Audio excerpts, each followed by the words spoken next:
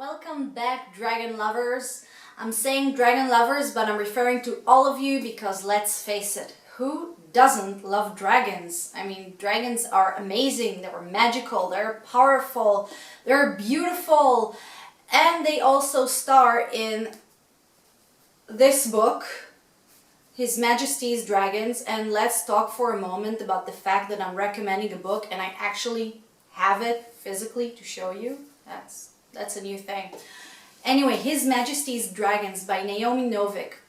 Now this is the first book of a series, of course, because it's a fantasy series and fantasy books tend to come in a bunch in series, and this one in particular is called Temeraire or Temeraire, and I'm pretty sure I'm mispronouncing it. I do apologize. The name I think is French, so if I'll find an IPA pronunciation, I'll let you know. Now, this one is kind of like an alternate history combined with fantasy because it sets in our world, our Earth in history. It doesn't say the year exactly, but I assume it's somewhere between the end of the 18th century and the beginning of the 19th century because the time frame is around the war between Napoleon and the British Empire. And I'm pretty sure it was somewhere around that time. I don't remember specifically, sorry. So yeah, there is a war between France and Britain, like it was in, real life, real history, and they both had their ships and their cannons and their guns and their swords and their dragons, by the way. You can't see it on camera probably, but I have a necklace of a dragon and I wore it specifically for this video, and then I realized that it's probably shown, only my neck is shown, not the necklace, so ta-da! Yeah, I love dragons, I really do. Have a tattoo of one, which kind of makes me the girl with the dragon tattoo. But I'm not gonna show you that tattoo. Anyway, let's get back to the book. So, dragons are an integral part of the army. They are the aerial force. They're not something, they're not stuff of legend. They exist, and you have lots of different kinds of dragons. You got the smaller ones, which are faster. You got the bigger ones. You got the ones who spit acid. You don't have a lot that spit fire. But anyway, you got all sorts of dragons, and they are very, very important. So this book in particular follows a man named Laurence. Now he's a Navy captain. He has nothing to do with dragons until through circumstances completely out of his control, he finds himself an aviator of a dragon named Temeraire. That's why it's the name of the series, the name of the dragon. And really it's a very strange circumstances because first of all, he's old. He was in the Navy, and Temeraire was kind of accidentally became his dragon, and I won't tell you exactly the circumstances,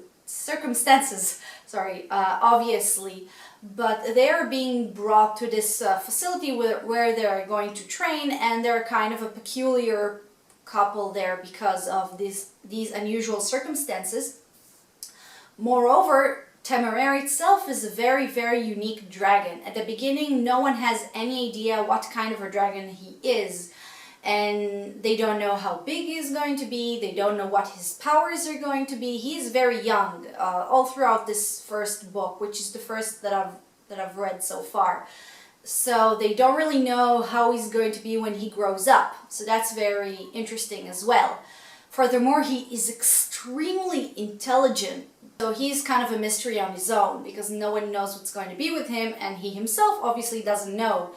And that's another something that it's kind of cute, but not in a bad cheesy way, but it is kind of cute that as intelligent as he may be in, mathematics and strategy and things like that, when it comes to the ways of the world and human nature or dragon nature, he doesn't really know much because he's very, very young, which adds another bit to his relationship with Laurence, that he feels kind of like a parent in a way. Laurence feels for Temeraire that he needs to teach him about the world, and there are certain things that he kind of take for granted that people know, and then he has to explain it to Temeraire because he never encountered it. He's so young, so he doesn't know these things, and that's kind of cute. Also, his curiosity, he's kind of like a child. He's so curious, he wants to know everything,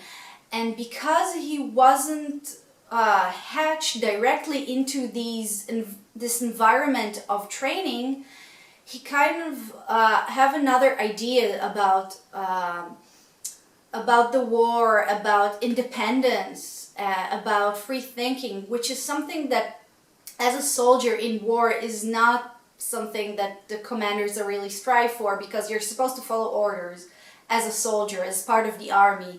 And Temeraire all of a sudden start thinking about other things and why are we even fighting and stuff like that, which is very, very interesting. He raises questions, and his ideas are so simple that they work. So this first book follows Laurence and Temeraire in the beginning of their way. It tells of the circumstances which brought them to the training ground, the beginning of the training, a little bit of the battle itself. And it was written so fantastically. It was written like old school fantasy, not like today's teenage crap. And I'm sorry, I don't want to insult anyone or any teenagers, but somehow in recent books, especially not in fantasy but in science fiction and all of these more fashionable dystopian futures, I think that they write it specifically to a very, very specific age group and say, okay, this book will be for 14 years old, so let's talk like a 14-year-old. Let's write like that.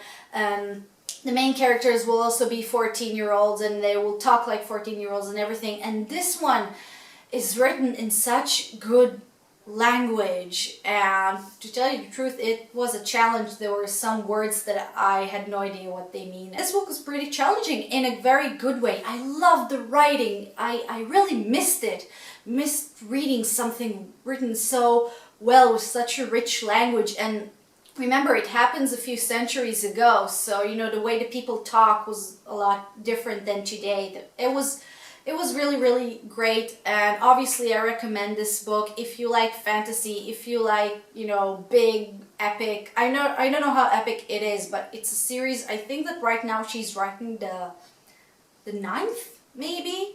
There are at least 5 out there. And my husband read most of them, and he said that the rest are as good as the first one, so I believe him. And yeah, this was absolutely amazing. If you love dragons, and as I mentioned, everybody loves dragons, right? So this was a very fantastic book. So comment, tell me which is your favorite book about dragons, and I will see you in the next review, which by the way, it's going to be something a little different. I'm not going to do a usual book review. I'm going to do something a little unique. So I'll see you then. Bye bye.